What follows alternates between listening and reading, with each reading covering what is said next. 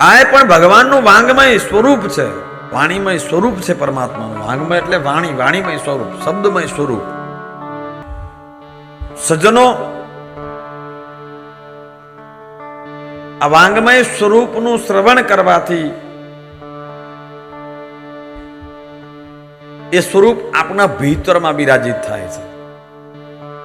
આ સ્વરૂપ હૃદયસ્થ બને છે. ભગવાનના ગુણાનુવાદ આપણે સાંભળીએ, શ્રવણ કરો, કીર્તન કરો અને પછી એનું મનન કરો કે મેં આજે શું સાંભળ્યું છે, ભગવાનના કેવા ગુણોનુવાદ છે, એનું ચિંતન તમે કરો. આ પરમાત્માનું વાંગમય સ્વરૂપ જે આપણે શ્રવણ કર્યું છે એ આપણા ભીતરમાં પ્રગટ થાય.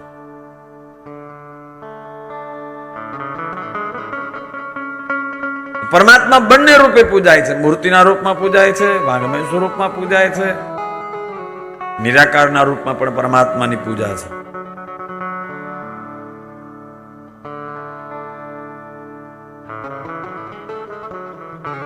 ગત દિને કથા આપણે સાંભળી, સાક્ષાત મહાદેવ અગ્નિના સ્તંભના રૂપમાં, નિરાકાર રૂપમાં પ્રગટ થયા અને બ્રહ્મા વિષ્ણુ બંનેને મંત્ર આપ્યો.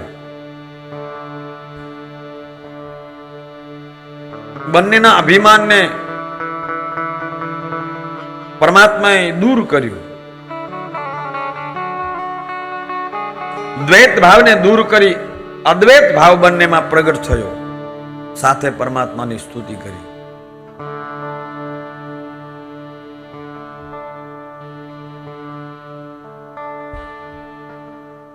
ભગવાને કહ્યું,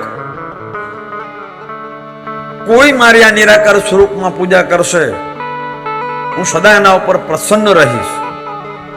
અહીંયા ઋષિએ પ્રશ્ન કર્યો કે મારા નિરાકાર રૂપની સ્થાપના કઈ રીતે કરવી? કથમ લિંગમ પ્રતિષ્ઠાપ્યમ કથમ વા તસ્ય લક્ષણમ. એનું લક્ષણ શું, એની પ્રતિષ્ઠા કઈ રીતે કરવી, એનું અર્ચન પૂજન કઈ રીતે કરવું, કયા ક્ષેત્રમાં, કયા કાળમાં એની સ્થાપના કરવી.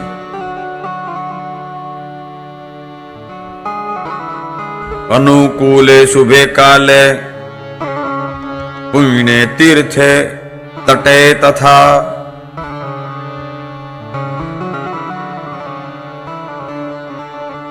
કાળ કયો લેવો કે અનુકૂળ કાળ, શુભ કાળ, શુભ સમય લઈ પુણ્ય ક્ષેત્ર હોય, તીર્થ ક્ષેત્ર હોય, સરોવરનો, સમુદ્રનો કિનારો હોય, તટ હોય, એવા પવિત્ર ક્ષેત્રમાં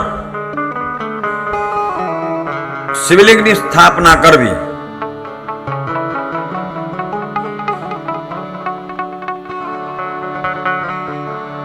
પવિત્ર ક્ષેત્રમાં. અને જોજો તમે જ્યાં જ્યાં પણ મહાદેવની સ્થાપના છે એ દિવ્ય ક્ષેત્રોમાં છે. અરે દિવ્ય ક્ષેત્ર ન હોય ત્યાં પણ જો મહાદેવની સ્થાપના થઈ જાય તો એ પણ તીર્થ ક્ષેત્ર બની જાય છે.